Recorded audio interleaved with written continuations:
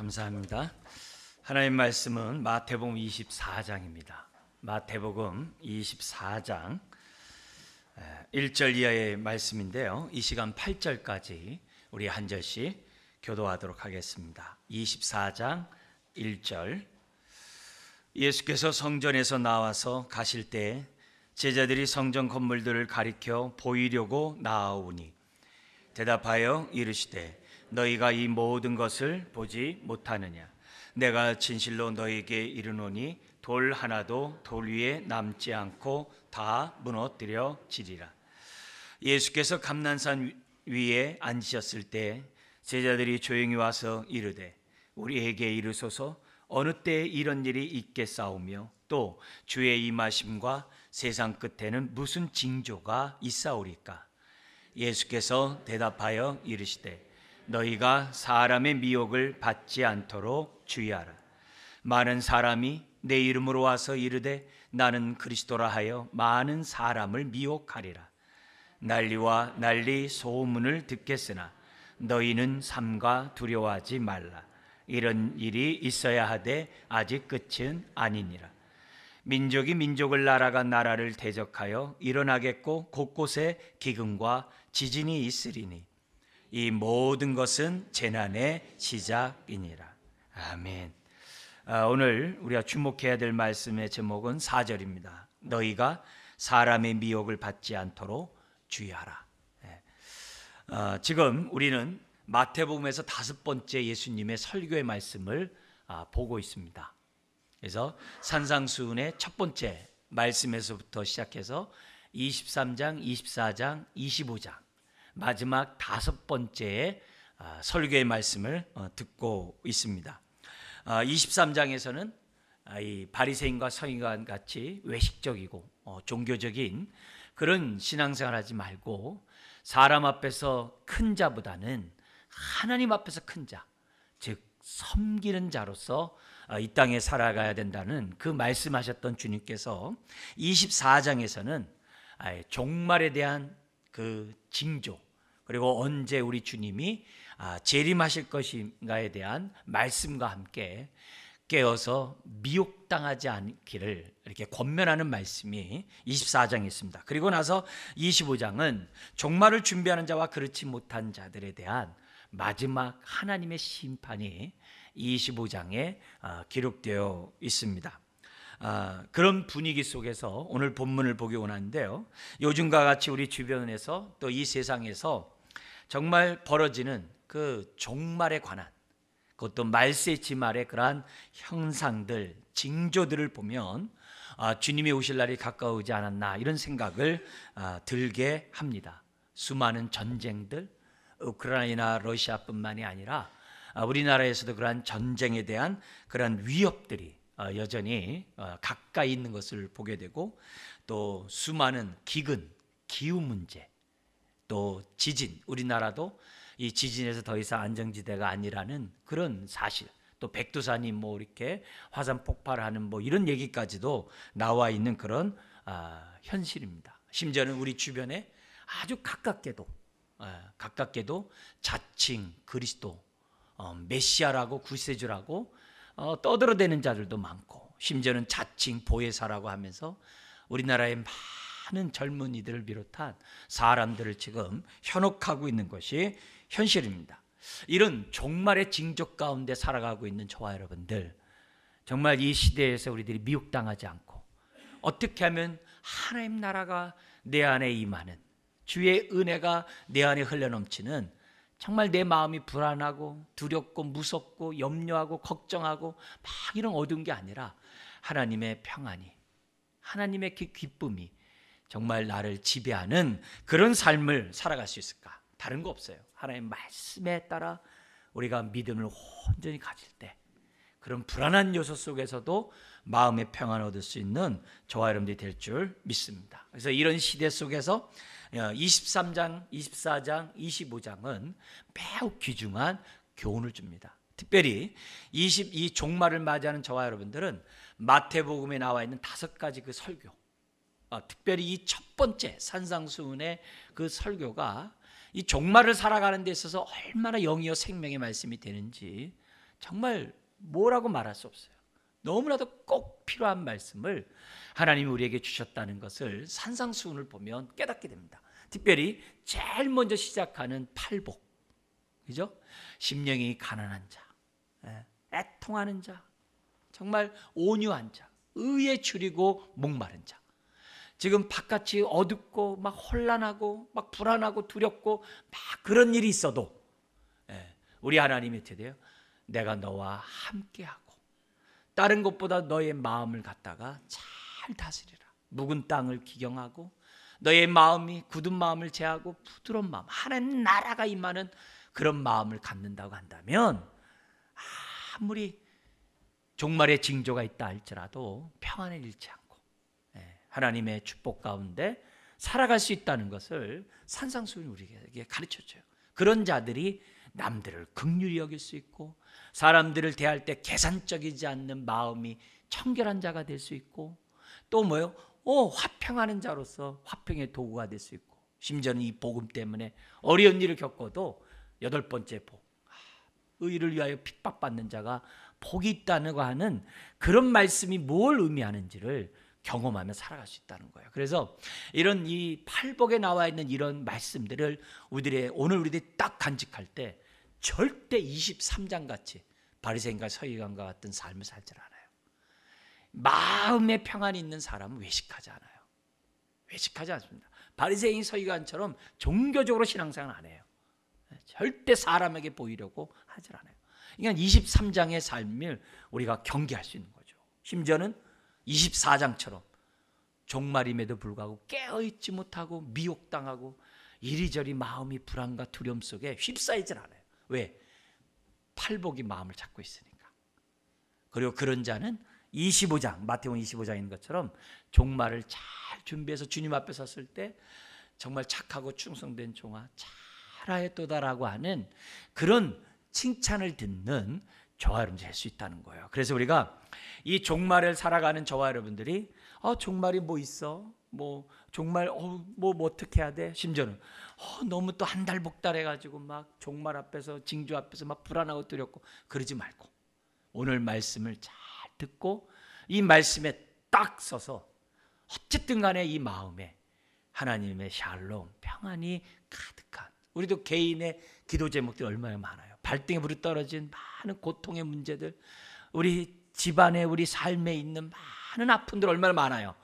그렇다 할지라도 그런 상황에서도 오늘 말씀을 잘 기억하고 마음의 평안을 잡으면 감당할 수 있는 은혜와 능력이 우리들에게 넘쳐날 줄 믿습니다.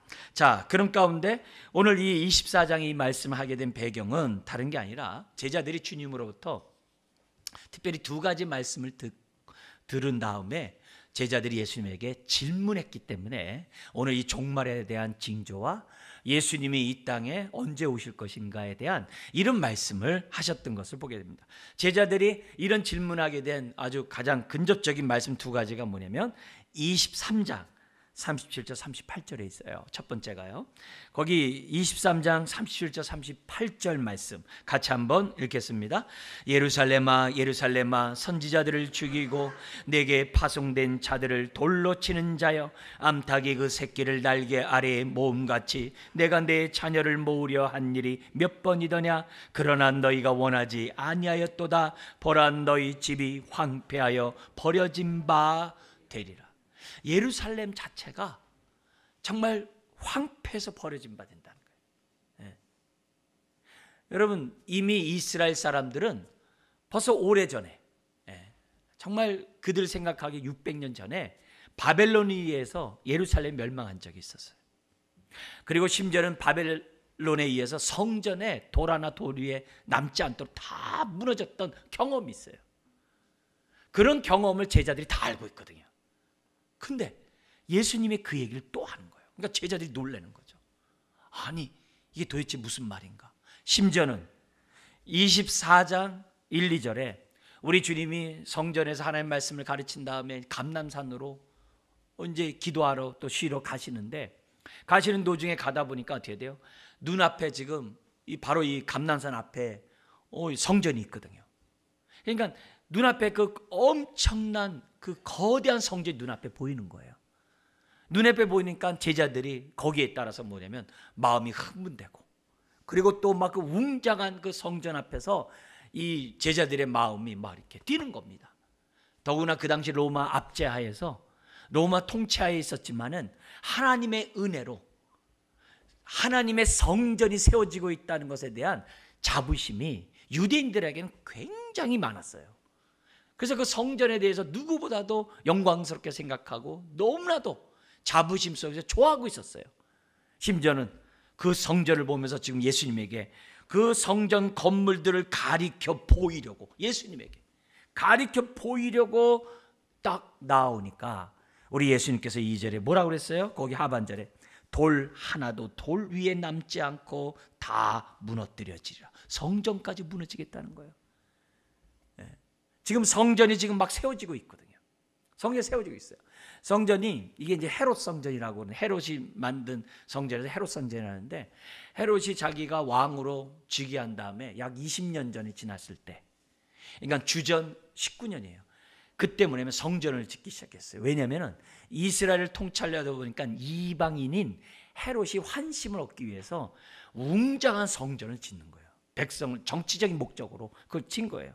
그런데 우리 요한복음 2장에 보면은 세월이 지나가지고 예수님이 성전에 가가지고서 성전을 헐라, 내가 사흘 만에 다시 세우리라, 그 얘기를 하자 유대인들이 얘기합니다. 지금 46년 동안 성전을 저도 다 완성하지 못했는데, 이 46년 동안 저도 완성하지 못한 성전을 허물어 보면 3일 만에 세운다고? 무슨 소리 하는 거야? 이런 얘기 하거든요.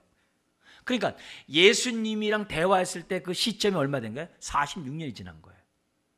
46년. 그러니까 46년이 지난 동안에 너도 뭐냐면 아직 성전이 지어지지 않는 거예요.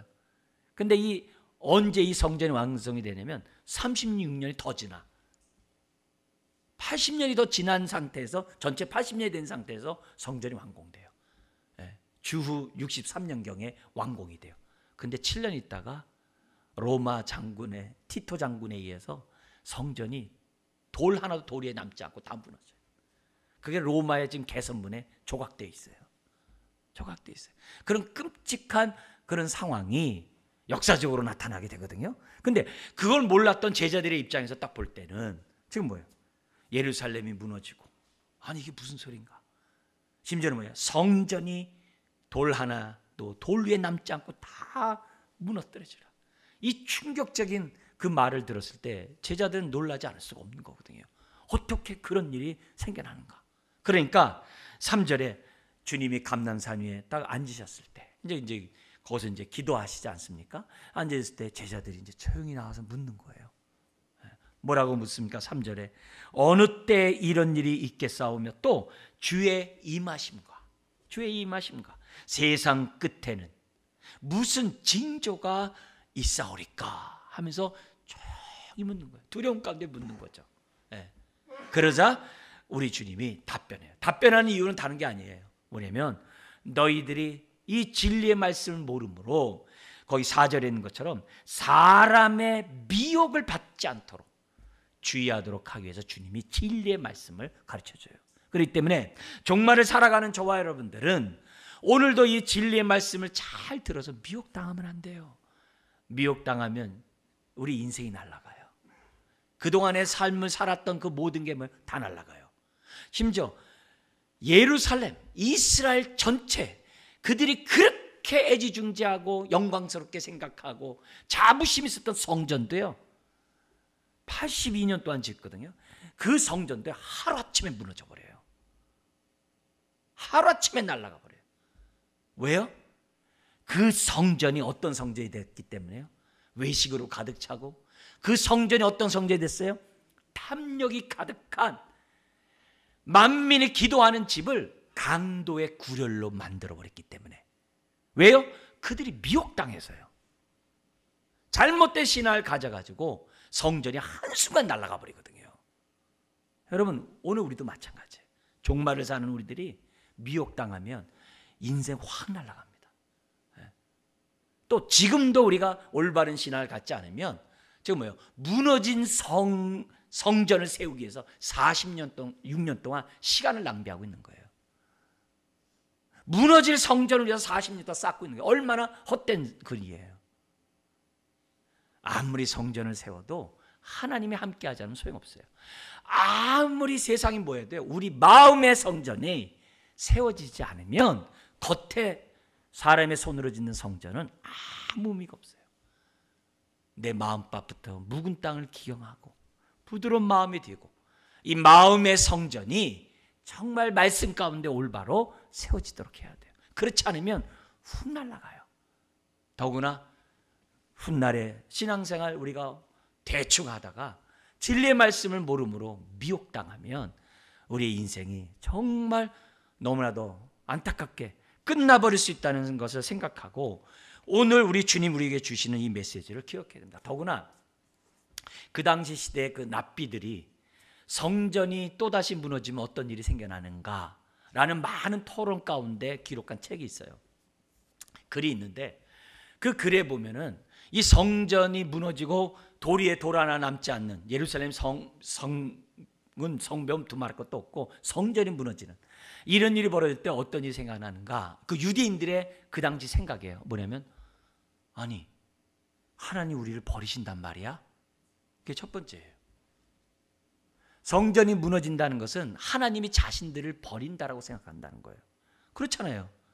왜냐하면 하나님보다 더 크고 위대한 신이 어디 있어요? 근데 그 성전이 무너진다? 그건 하나님이 약해서가 아니라 왜? 유일신을 믿고 있는 유대인들이잖아요. 약해서가 아니라 과거에 바벨론에서 하나님이 버렸던 것처럼 우리를 또 버린단 말이야? 그 얘기예요.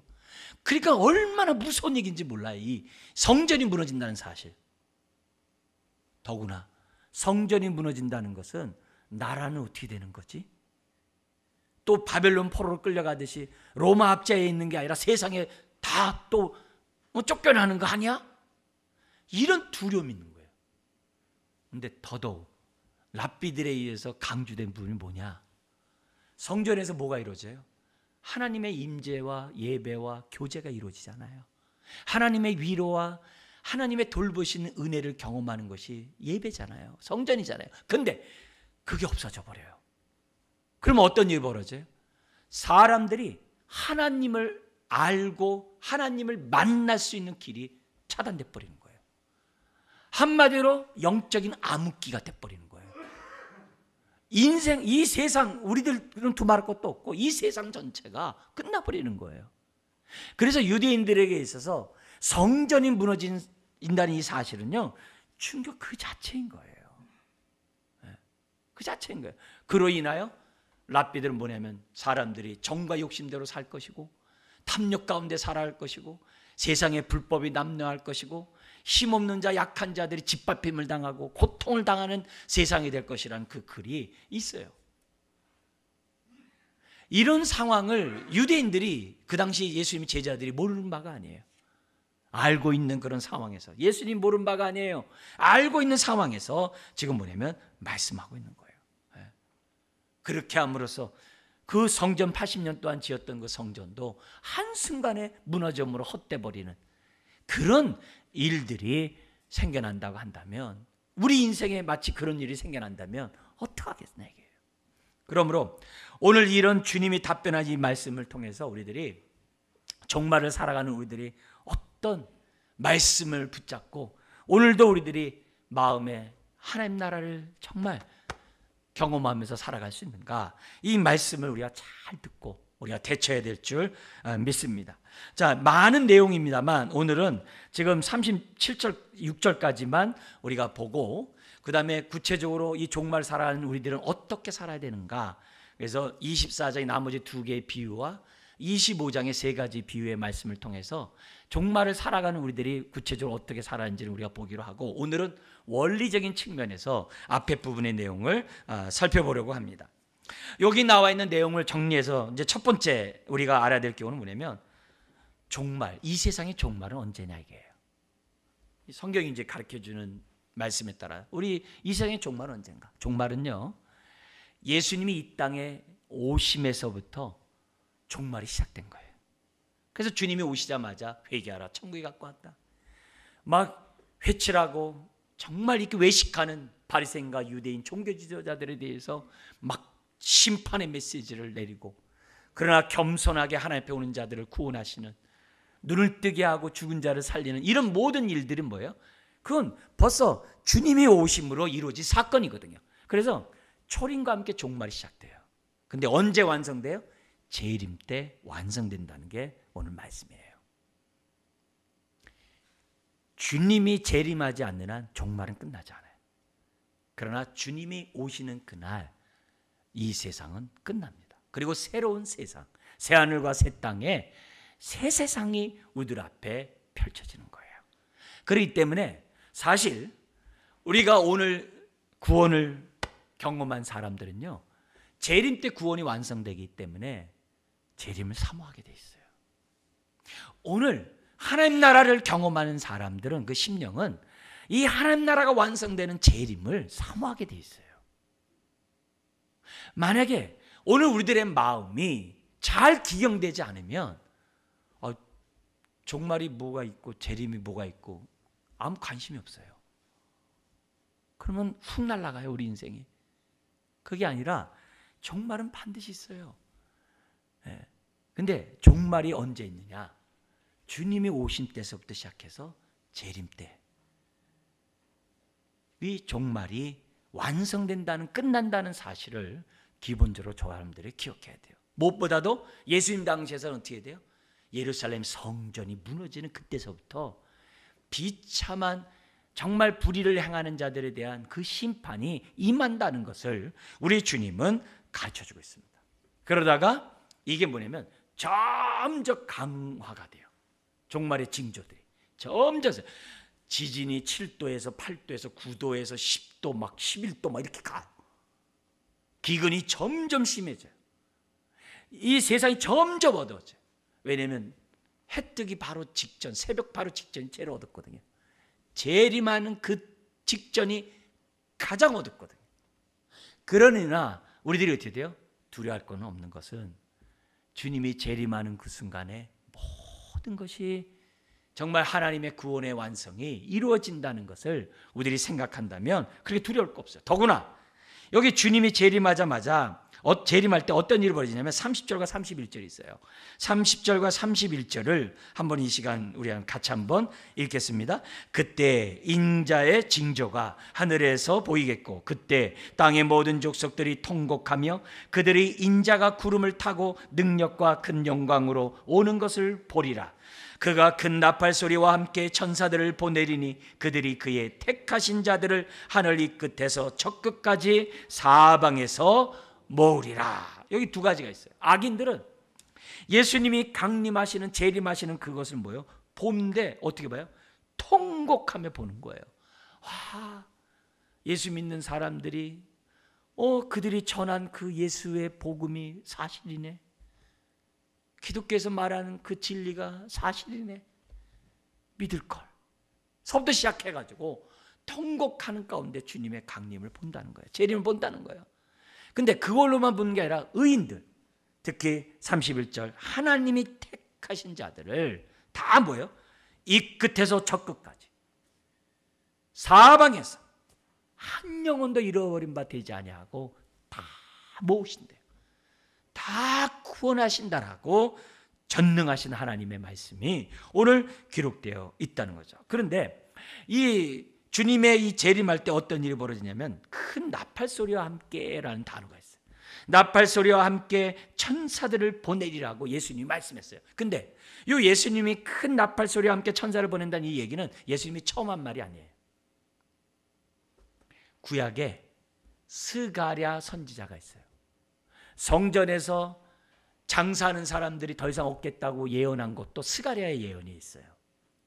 가나안 사람이 더 이상 성전에 있지 못하게 했다. 장사하는 사람이 더 이상 있지 못하겠다는 것도 스가랴 선지자가 예언했어요. 근데 그 스가랴 선지자가 9장 14절에 무슨 예언을 했냐면은 이런 얘기를 해요.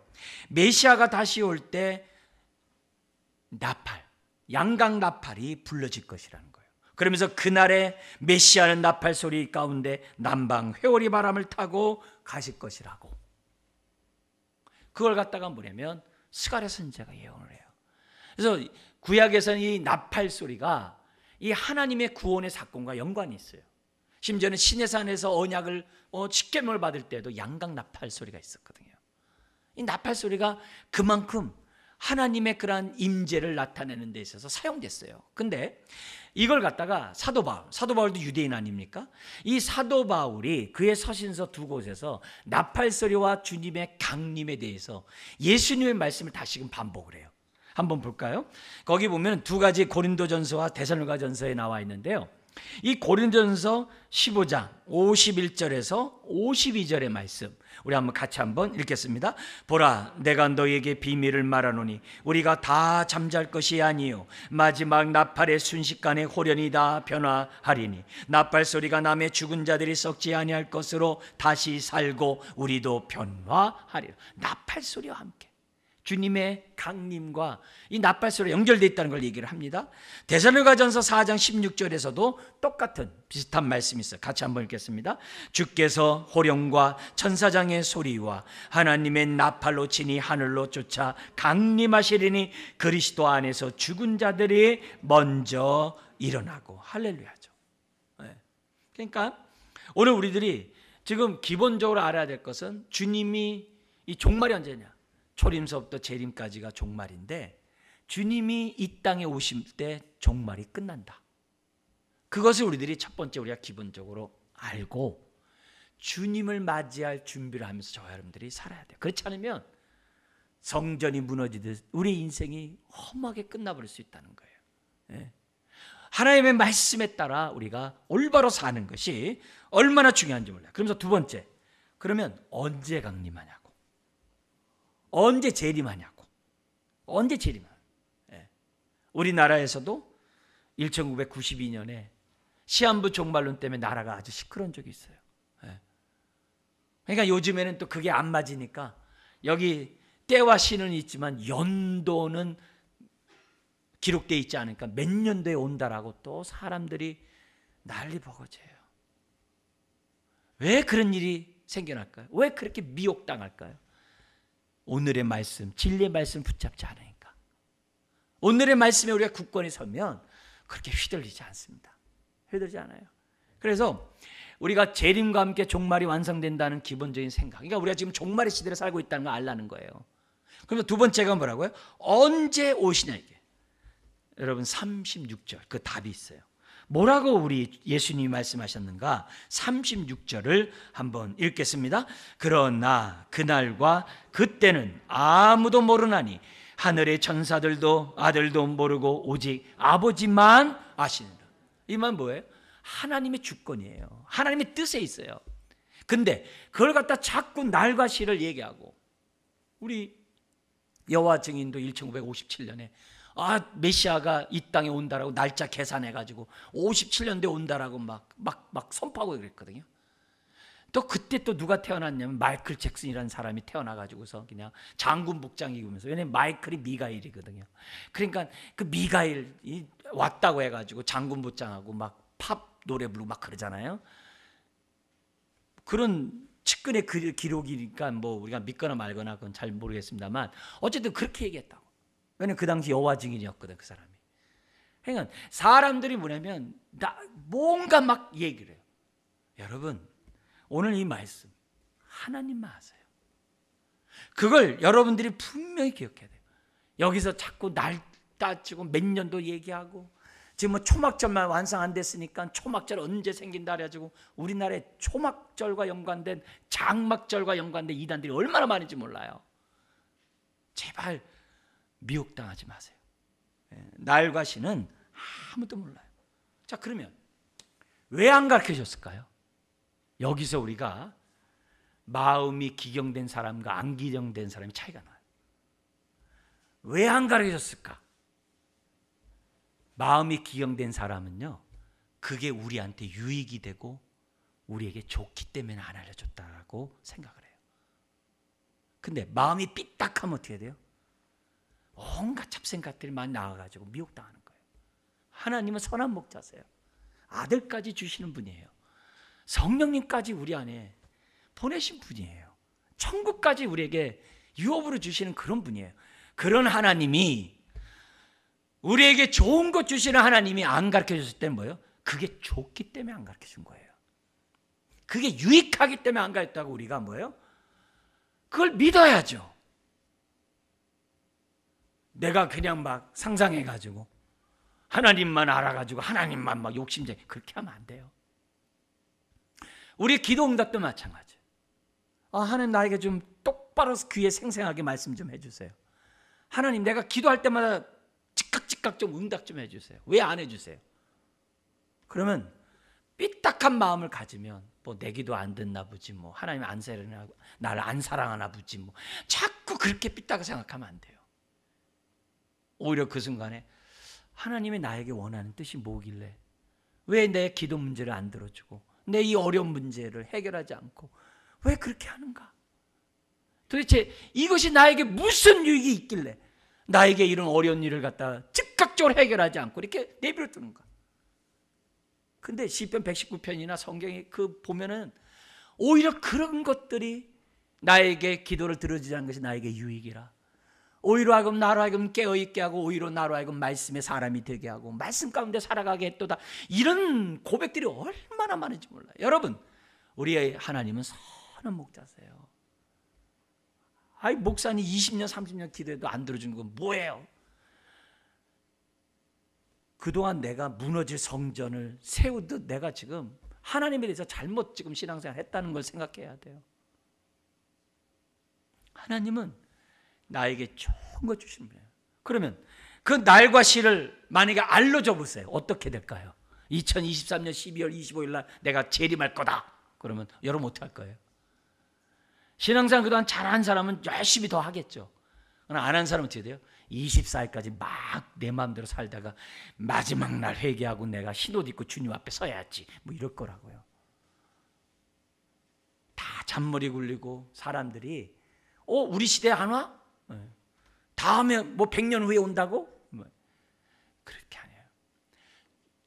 우리에게 나를 안 가르쳐 준 것은 하루하루 하나님의 임재 속에 하루하루 주님 앞에 하루하루 정말 하나님의 뜻 가운데 살라고 하는 깨어있으라고 하는 그 하나님의 그 축복된 그런 은혜가 다 있는 거예요. 그렇기 때문에 우리가 안 가르쳐 줬을 때에는 더구나 그 하나님의 의도가 있다는 거죠. 선한 의도. 베드로후서 3장에서는요. 왜 주님의 재림이 자꾸 지연되는가? 왜 늦게 오는가? 다른 게 아니라 저와 여러분들을 구원하려고. 내가 예수님 믿기 전에 주님 오셨어 보세요. 우린 뭐가 되겠어요? 그래서 베드로후서 3장에서 뭐라 하냐면 구원받을 자가 아직 있기 때문에 지연된대요. 재림이 지연된대요. 그러나 오늘 이 말씀에 매우 중요한 얘기가 있어요. 그게 27절이에요. 27절을 이 시간 같이 한번 읽겠습니다. 번개가 동편에서 나서 서편까지 번쩍임같이 인자의 임함도 그러하리라. 이게 동에서 서편까지 번쩍인다 그랬잖아요. 이게 뭐냐면 땅 끝에서부터 땅 끝까지예요. 땅 끝까지 어떻게 돼요? 인자의 임함도 재림도 이와 같아요. 그러하리라. 이 말이 무슨 말이냐면요. 나 모르게 예수님 안 온다는 거예요. 다시 한번요. 저와 여러분 몰래 강림 안 한다는 거예요. 저와 여러분도 모르는데 주님 왔다 그러면요. 다 거짓이라는 거예요. 그게 26절이에요. 그러면 사람들이 너희에게 말하되 보라 그리스도가 광야에 있다 하여도 나가지 말고 보라 골방에 있다 하여도 믿지 마라. 지금 메시아가 왔어. 구세주가 왔어. 그럼 뭐라고 얘기해야 돼? 나도 모르는데 언제 오셨대? 그렇게 얘기할 수 있어야 돼. 그렇게 우리가 말씀에 우리가 뭐야? 확고하게 딱 서야 돼요. 어디 메시아 왔대. 지금 우리나라에 지금 이단들 보면 자칭 메시아라고 하면서 온갖 이단하는데 사람 미혹 넘어가잖아요. 왜요? 이 말씀이 없으니까. 주님이 뭐라고 해요? 사람들이 너희를 미혹하게 할 테니까 넘어가지 말라고 그랬잖아요. 그럼 넘어가지 말아야죠. 근데 여기 끼우 저기 끼우 있나? 안 된다는 거예요. 오늘 이 성경에서 우리에게 분명히 얘기해요. 동에서 나서 서편까지 번쩍임같이. 그래서 주님의 재림은요. 모든 사람이 한꺼번에 보는 거예요. 그래서 성경에 뭐가 나오냐? 잠자다가 들림 받고요. 한쪽에서 뭐 낮에 맷돌 가다 들림 받아요. 아니, 하나는 밤이고 하나는 낮. 왜 그럴까요? 우리는 지금 낮이지만 저 부에노스아이레스는 밤이잖아요. 동시다발적으로 주님이 강림한다는 거예요. 그걸 다 본다는 거예요. 한 번에. 그걸 우리들이 믿어야 돼요. 그러면 동시에 그러면 주님 뭐 구원 얻을 자가 많은데 뭐 재림 안 오시겠네요. 뭐 없어지는 거 아니에요? 천만에요. 28절이 그렇게 얘기 안 해요. 28절에 뭐라고 하냐면요, 재림 반드시 있다는 거예요. 거기 28절에 뭐라고 되어 있어요? 주검이 있는 곳에는 독수리들이 모일 것이라. 이 말이 뭐예요? 연속성이에요. 이 시체가 있는 곳에는 독수리가 모이게 돼 있어요. 무슨 말이냐? 종말에 대한 징조들이 있다면 반드시 재림한다는 얘기예요. 지금 우리는 종말의 징조들을 보고 있어요. 이 말은 무슨 말이에요? 곧 오시겠네? 그렇게 확신하라는 거예요. 마냥 주님 늦게 온다고 하다가 날 때 뭐 아무 상관없겠네? 그렇게 한 게 아니에요. 반드시 온다는 거예요. 반드시. 이걸 믿고 우리가 어떻게 돼요? 깨어있자 이게요. 우리 주님이 그 얘기하는 거예요. 깨어있으라는 거예요. 그게 너의 영혼에 도움이 되고 너의 인생과 너의 가정에 도움이 된다는 거예요. 그러면 세 번째, 그러면 종말의 징조는 뭐예요? 그게 이제 나오는 거죠. 그게 5절서부터 많은 지면을 차지하고 있어요. 사람들이 미혹하는 데서 우리 첫 번째 우리 주님이 조심하라는 게 뭐냐면 5절이에요. 많은 사람이 내 이름으로 와가지고 자칭 나는 그리스도라고 사람들을 미혹한다는 거예요. 자칭 자기를 그리스도라 가지고 이 거짓 그리스도가 적 그리스도가 나온다는 것을 지금 뭐냐면 우리 주님이 말씀하고 있어요. 그러니까 이런 부분에서 우리들이 어떻게 돼요? 하여튼 내가 모르는 메시아가 나오면 다 거짓이라고 우리가 확신하셔야 됩니다. 근데 우리나라에 지금 뭐예요? 이단에 속은 자, 지금 속고 있는 자들이 200만 명이나 된대요. 이 통계가. 그러니까 얼마나 많은 저거예요. 그리고 어떤 지금 이단에서는요, 청년이 9만 명이나 된대요, 지금. 이게 미혹당하는 일이 남의 일이 아니에요. 내 친구들이, 내 가족이 미혹당하는 현실이에요. 그러니까 뭐예요? 정신 차리라는 거예요. 오늘 말씀에 굳건히 잡아서 미혹받지 말라는 거예요. 그러면서 6절에서 8절까지는 뭐냐면 난리와 전쟁과 기근과 지진들이 있겠다는 거예요. 지금 우리 얼마나 이런 일들을 지금 2000년 동안 보고 있지 않습니까? 점점 심화하는 것을 보고 있지 않아요? 우리나라도 전쟁의 위협성에 늘 있잖아요. 지금 대만과 중국이 어떻다 이런 얘기도 막 나오고 있지 않아요? 우크라이나 러시아뿐만이 아니라. 근데 8절에 뭐라고 기록되어 있습니까? 같이 한번 읽어볼까요? 이 모든 것은 재난의 시작이니라. 그거는 뭐예요? 반드시 불가피한 일들이라는 거예요. 그게 점점 심화가 돼요. 재림 때까지. 그런 일이 있다는 거예요. 그럼 무서워 어떡하지? 그러지 말라는 거예요. 그러지 말라는 거예요. 지금. 왜? 무서우면 미혹당하거든요. 두려우면 막 귀가 얇아지고 막 그냥 이것저것 의지하게 되고 딴 데 막 가거든요. 그렇게 미혹당하지 말라는 거예요. 그러면서 뭐냐면은 9절에 예수님 때문에 환난을 당한대요. 이런 일이 벌어진대요. 그리고 와서 뭐냐면 민족들로부터 막 믿는 사람들이 미움을 당하는. 여러분 지금 기독교인들이 지금도 얼마나 많은 사람들이 순교하고 죽는지 몰라요? 그런 일들이 얼마나 많은지 몰라요. 그게 다 징조예요. 11절에 심지어는 거짓 선자가 많이 일어나가지고 많은 사람을 미혹한대요. 특별히 이 거짓 선자가 말로만 미혹하는 게 아니라 행위로 미혹한다고. 행위로 미혹하는 일들을 막 행해요. 그래서 12절에 불법이 막 성해. 그래서 많은 사람들의 마음에 사랑이 식어져. 따뜻한 온기를 느끼지 못하는 세상이다. 지금 우리가 사는 세상이 그러잖아요. 따뜻한 온기를 못 느끼는 세상이 되잖아요. 그리고 또 어떻게 돼요? 막 성경의 말씀과 어긋난 그런 것들 막 법으로 만들어 놔가지고 막 사람들을 갖다가 죄 가운데 막 살아가도록 방치하게 내버리고, 우리나라에서도 지금 차별금지법에 지금 독소 조항이 있기 때문에 기독교에서 뭐 반대하고 그러거든요. 근데 그런 것들을 만들어 놓으면 어떻게 돼요? 막 합법적으로 불법을 행하고 합법적으로 탐욕 가운데 살고 합법적으로 정욕 가운데 살아가는 일들이 얼마나 많은지 몰라요.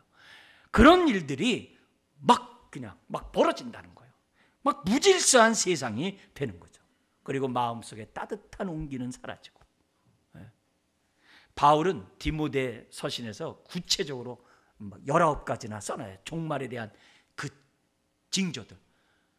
돈을 사랑하고 자기를 주장하고 자기만 알고 부모를 거역하고 막 이런 일들이 막 쫙 나와요. 오늘 우리가 살고 있는 시대가 종말의 징조 가운데 눈앞에 있다는 거예요. 자, 이게 종말의 징조들이에요. 지금 우리는 너무 많아요. 그러면 종말이 확실한, 종말의 시대를 살고 있고 재림이 확실하다면 우리는 어떻게 해야 되는가? 거기에 대해서도 간단히 우리 좀 살펴보도록 하겠어요. 첫 번째가 뭐냐면은 제발 두려워하지 말라는 거예요. 불안해하지 말라는 거예요. 왜냐? 하나님은 택하신 자들을 구원하세요. 눈동자같이 반드시 보호하세요. 13절을 보세요. 13절에 보면은 이런 구절이 있어요. 같이 한번 읽겠습니다. 그러나 끝까지 견디는 자는 구원을 얻으리라.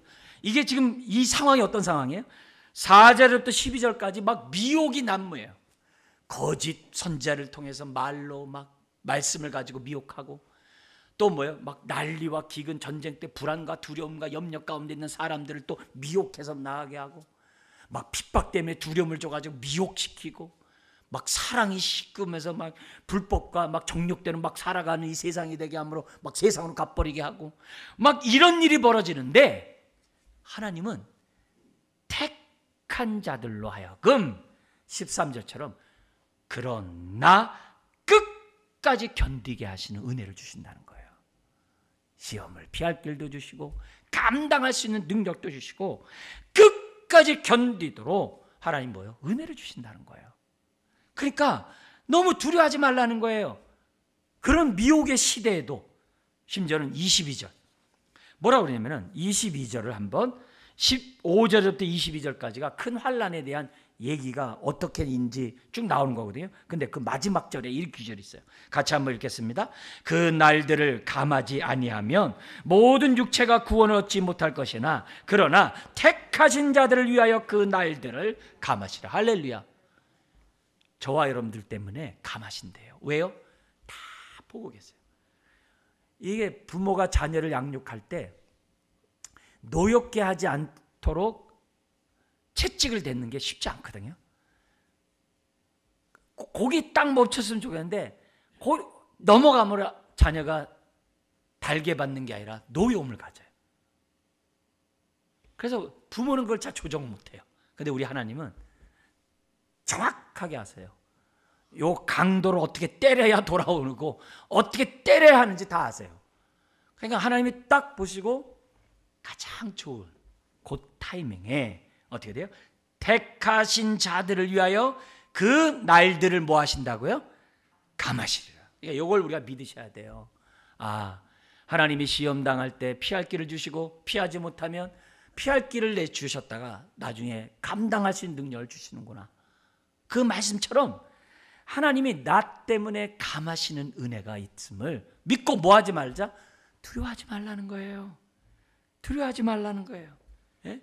그 6절에 있는 것처럼 삼가 두려워하지 말라. 두려워하지 말라. 심지어는 31절에 이 끝에서 저 끝까지 사방에서 택하신 자들을 한 영혼도 잃어버리지 않고 모으시기 때문에 불안해하지 말라 이게요. 하나님이 날 과연 구원할까? 나 기억할까? 나를 책임져 줄까? 그렇게 하지 말라는 거예요. 응? 택한 자를. 그래서 이런 일이 딱 벌어질 때마다 뭐예요? 아, 주님 가까이 왔구나. 주님 맞을 준비를 해야 되겠다. 내가 지금 질병이 있고 내가 발등에 불이 떨어진 많은 문제가 있어요. 그럴 때에도 우리가 어떻게 돼요? 하나님, 선한 목자신 하나님 바라보고 두려워하지 마세요. 두려워하지 마세요. 나를 하여금 끝까지 견디게 하고 감해 주시고 나를 갖다가 구원해 주시고요. 이걸 우리가 믿자는 거죠. 두 번째는 그런 일이 있을 때 우리가 어떻게 해야 되냐면은 우리 전체 주제인 것처럼 4절인 것처럼 미혹당하지 않도록 하자 이게요. 미혹당하지 않다. 지금요 이 종말은 미혹의 시대예요. 미혹의 영이 난리치는 시대예요. 아주 속이고 사기치는 이 시대예요.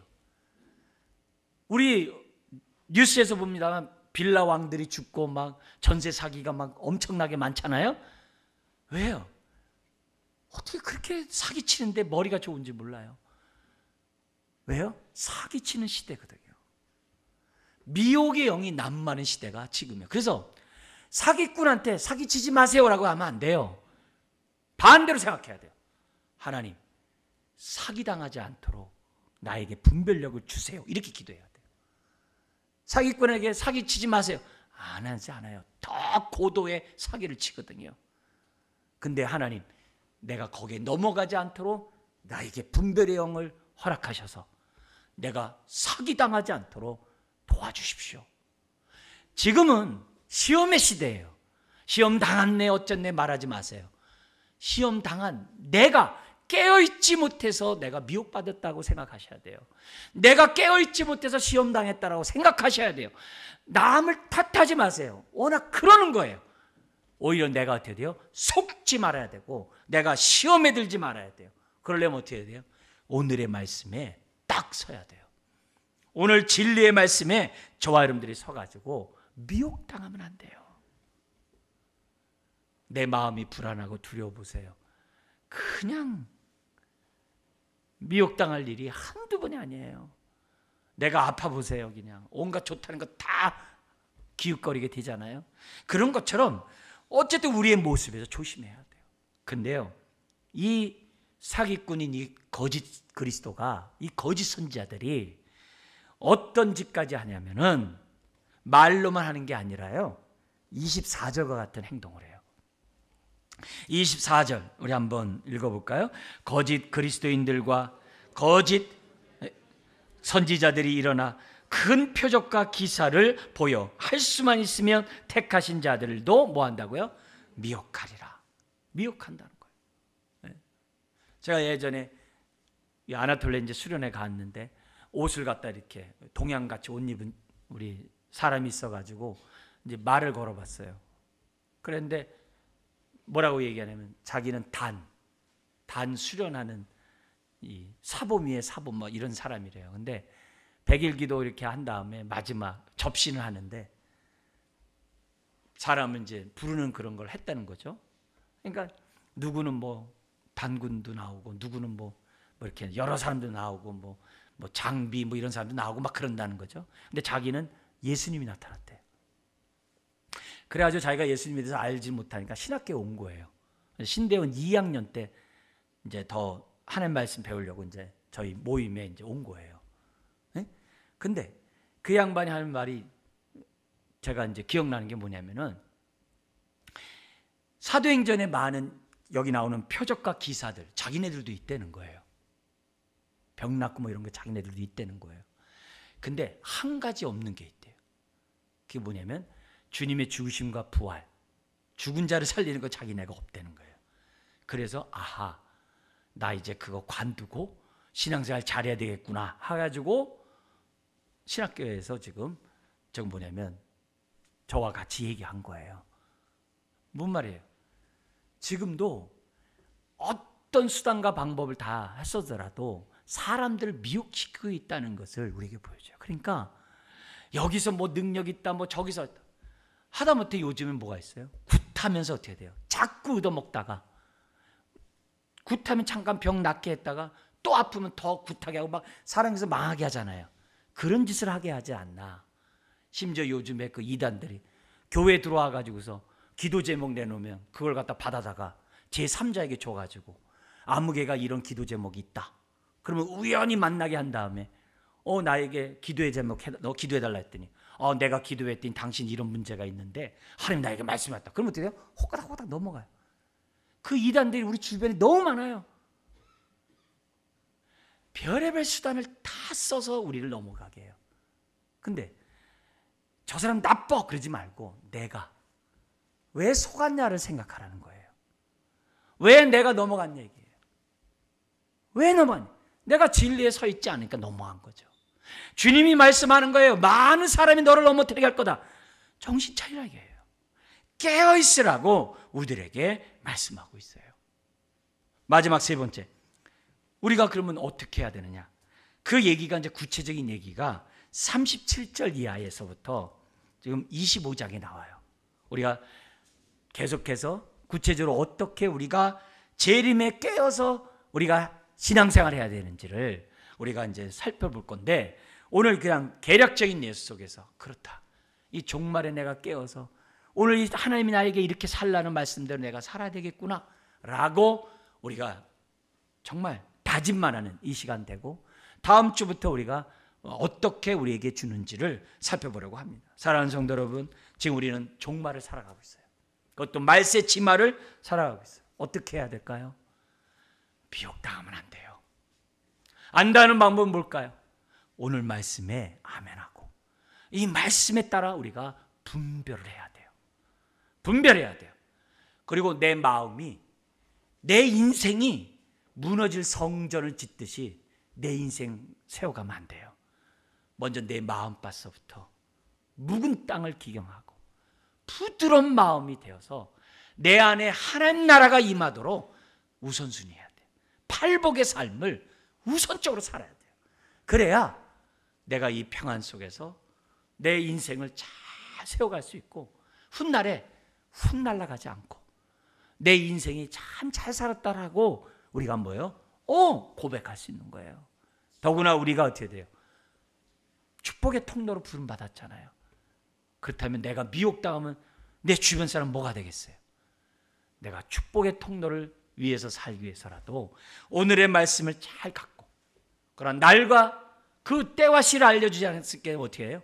오늘도 하나님 옆에 정말 마지막 인생인 것처럼 깨어서 우리가 하루하루 종말의 삶을 살아간다면 할렐루야의 삶이 펼쳐질 줄 믿습니다. 기도하겠습니다. 하나님 아버지, 우리 마음에 무엇보다도 우리의 생각이 육의 생각이 아니라 성령의 생각이 되게 하시고, 우리의 마음이 참으로 우리들이 굳은 마음이 아니라 부드러운 마음들이 되게 해주셔서 오늘의 말씀을 들었을 때 우리들의 마음에 빛이 비치게 해주시고, 우리의 혼탁함이 사라지고 우리가 세상의 안팎의 어려움에서 하나님의 인도를 온전히 받는 주의 자녀들 되게 하여 주옵소서. 오늘 예배하는 각 심령들에게 하나님 풍성한 은혜를 허락하여 주옵소서. 진리의 영으로 채워 주시옵소서. 진리의 말씀에 따라 올바로 분별하게 하시고 그 말씀 따라 살아가게 하여 주옵소서. 그래서 어지러운 이 세상에 많은 사람들의 빛으로 인도하는 주의 자녀들 다 되게 하여 주옵소서. 예수님의 이름으로 기도드리옵나이다. 아멘. 찬송가 179장 부르시면서 봉헌하시